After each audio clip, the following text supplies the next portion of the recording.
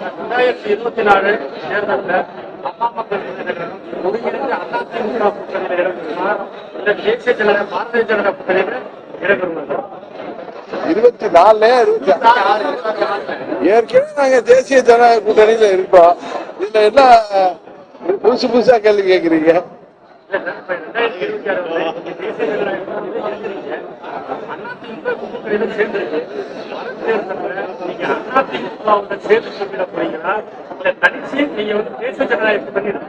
அம்மா மக்கள் முன்னேற்ற கழகம் 8 ஆண்டுகள் ஆகிறது ஆரம்பித்து.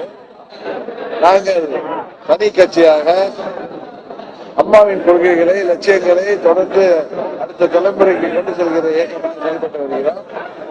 ஏற்கனவே 24 பாராளுமன்ற தேர்தலில் தேசிய ஜனநாயக கூட்டணியில நாங்கள் அங்கம் வகித்தோம்.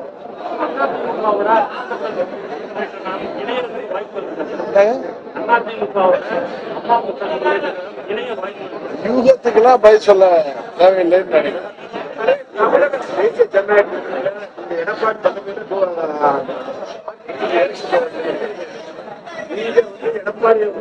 எதிர்த்து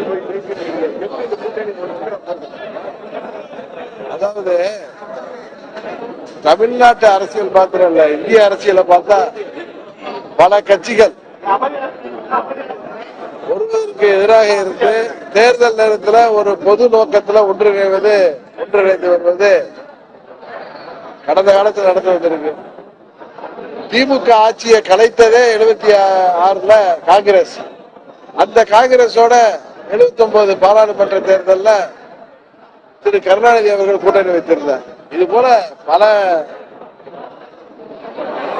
எடுத்துக்காட்டுகளை சொல்ல முடியும். அதனால எங்களது அம்மா மக்கள் முன்னேற்ற கழகத்தின் ஒரே இலக்கு தீய சக்தி திமுகவை ஆட்சி பொறுப்பிலிருந்து அகற்ற வேண்டும். அதற்காக நாங்கள் மொத்த கருத்து உள்ள கட்சிகளை எல்லாம் கூட்டணியில் இணைக்கிறோம்.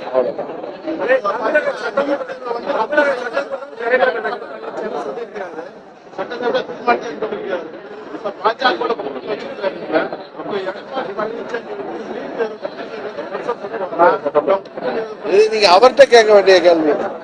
தமிழக சட்டப்பேரவையில எந்த உறுப்பினர் கேட்டாலும் சபாநாயகரே கேள்வியும் அவரே சொல்லினாரு, பதிலும் அவரே சொல்றாரு. அப்ப சட்டப்பேரவை சரியா நடக்குதா? திமுக ஆட்சியில எதுவுமே சரியா நடக்கல. தேர்தல் வாக்குறுதி எல்லாம் நிறைவேற்றாம இன்றைக்கு பார்த்தீங்கன்னா மாற்றுத்திறனாளிகள் கூட தங்களது உதவித்தொகைக்காகவும் தேர்தல் வாக்குறுதியில திரு ஸ்டாலின் அவர்கள் 21 அறிவித்ததெல்லாம் செய்து கொடுங்கன்னு சொல்லி தொடர்ந்து போராடி வர்றாங்க. அவர்கள் எல்லாம் இன்றைக்கு கைது செய்யப்பட்டிருக்காங்க. இது போல அனைத்து தரப்பு மக்களுக்கும் அவர்களுக்கு தேர்தல் நேரத்தில் சொன்ன வாக்குறுதிகளை நிறைவேற்றாத இந்த மக்கள் விரோத ஆட்சியில திமுக ஆட்சியில எதுதான் சரியா நடக்கும் நம்புறீங்க நீங்க?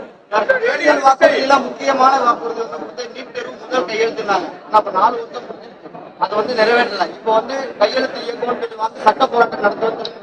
ஆனா நேற்று சட்டப்பேரவையில அவர் என்ன சொல்லியிருக்காரு அப்படின்னா, கூட்டணியை நாங்க வந்தாதான் நீங்க இது பண்ணுவோம் அப்படின்ற மாதிரி பாஜகவோட சொல்லுங்க அதிமுக இது பண்றாரு. அப்படி சொல்லும் பட்சத்துல திமுக பொய் வாக்குறுதின்றது ஒத்துக்குதா?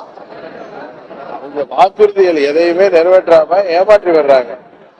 நீட் தேர்வுல கையெழுத்து போடுறதுக்கு ஒரே கையெழுத்துல நீட் தேர்வை விளக்கிடுவோம் அவரும் சொன்னாரு. அவர் பையன் துணை முதலமைச்சர் சொன்னாங்க. அவருக்கு கையெழுத்து மறந்து போயிட்டு அதனாலதான் போடல.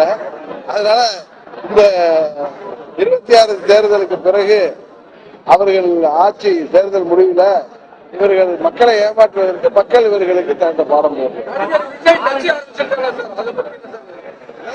ஜனநாயக நாட்டுல யார் வேணாலும் கட்சி ஆரம்பிக்கலாம். அது மாதிரி அவர் ஒரு முன்னணி நடிகர், அவர் கட்சி ஆரம்பிச்சிருக்காரு.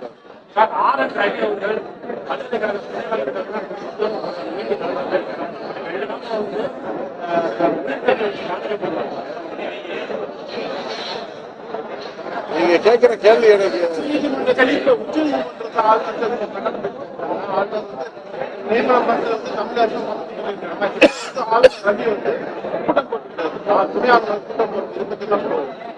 உச்ச நீதிமன்ற தீர்ப்பு அடிப்படையில அதை மீறி ஆளுநர் நடக்க முடியாது, நடக்க மாட்டார். இவர் கூட்டம் போட்டிருக்கிறது அந்த தீர்ப்பு எதிரானதா இல்லையா என்பது நமக்கு தெரியல. ஆளுநர் நியமனம் பண்றது வந்து தமிழக அரசு தான் இந்த சூழ்நிலையில ஆளுநர் வந்து இப்ப அவங்க தலைவர் கிடையாது. இப்ப கூட்டம் போட்டு என்ன அதுதான் சொல்றேன். உச்ச நீதிமன்ற தீர்ப்பு இது போன்ற கூட்டம் போடுவதிலிருந்து இருந்து ஆளுநரை கட்டுப்படுத்துதா இல்லையான்னு எனக்கு தெரியல. அதனால அது சம்பந்தமா நம்ம சட்ட வல்லுநர்களை விசாரிச்சுட்டு தான் பதில் சொல்ல முடியும். நான் மாங்காய் புளித்ததுன்னு பதில் சொல்ல முடியாது.